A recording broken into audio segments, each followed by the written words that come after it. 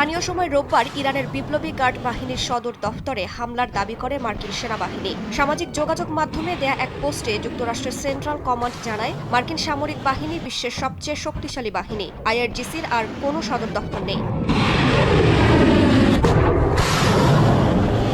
ইরানের নৌ সদর দফতরও ধ্বংসের দাবি করেন যুক্তরাষ্ট্রের প্রেসিডেন্ট ডোনাল্ড ট্রাম্প। ওয়াশিংটন তেল আবিবের যৌথ বিমান হামলায় ইরানের কয়েকজন সামরিক কমান্ডার নিহত হয়েছেন বলে জানিয়েছে ইরানি বার্তা সংস্থা তাসনিম নিউজ। চলমান মার্কিন ইসরায়েল অভিযানে ইরানের 40-এর বেশি শীর্ষ নেতাকে হত্যার দাবি করেছে ওয়াশিংটন। রাজধানী তেহরানে গান্ধী হাসপাতালেও বিমান হামলা চালানো হয়। ইরানের রাষ্ট্রীয় টেলিভিশনের সদর দফতরেও হামলার খবর পাওয়া গেছে। এদিকে পাল্টা হামলা চালিয়েছে ইরানও। ইসরায়েলের পশ্চিম জেরুজালেমে একাধিক ক্ষেপণাস্ত্র ছোড়ে তেহরান। এতে বেশ কয়েকজন আহত হয়েছেন বলে জানা গেছে।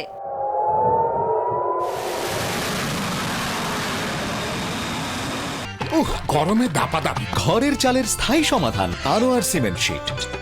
মার্কিন বিমানবাহী রণতরীতে 4টি ক্ষেপণাস্ত্র আঘাত হানার দাবি করেছে ইরান। আইআরজিসি জানায়, রণতরী ইউএসএস আব্রাহাম লিঙ্কনে হামলা চালিয়েছে তারা। এতে মার্কিন সামরিক বাহিনীর কয়েকজন সদস্য নিহত হয়েছেন বলে দাবি তাদের। যদিও এক মার্কিন কর্মকর্তা ইরানি ক্ষেপণাস্ত্র হামলায় রণতরীতে কোনো প্রভাব পড়েনি বলে দাবি করেছেন।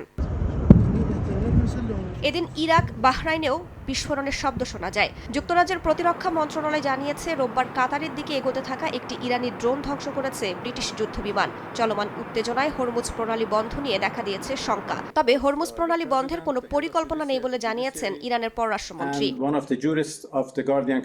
এদিকে পাল্টাপাল্টি হামলার মধ্যেই লক্ষ্য পূরণ না হওয়া পর্যন্ত ইরানের সামরিক অভিযান অব্যাহত থাকবে বলে হুঁশিয়ারি দিয়েছেন মার্কিন প্রেসিডেন্ট ডোনাল্ড ট্রাম্প। সেই সঙ্গে চলমান অভিযান 4 সপ্তাহ স্থায়ী হতে পারে বলেও জানিয়েছেন তিনি। এদিন আবারও আইআরজিসিকে অস্ত্র ত্যাগের আহ্বান জানান ট্রাম্প। আমি আবারও বিপ্লবী গার্ড, ইরানের সামরিক বাহিনী ও পুলিশকে আহ্বান জানাচ্ছি, অস্ত্র সমর্পণ করুন এবং পূর্ণ দায়মুক্তি গ্রহণ করুন, না হলে নিশ্চিত মৃত্যুর মুখোমুখি হতে হবে এবং তা মোটেও সুখকর হবে না। হুমকি ধামকির মধ্যেই ইরানের নতুন নেতৃত্বের সঙ্গে আলোচনায় ডোনাল্ড ট্রাম্প প্রস্তুত বলে জানিয়েছে হোয়াইট হাউস।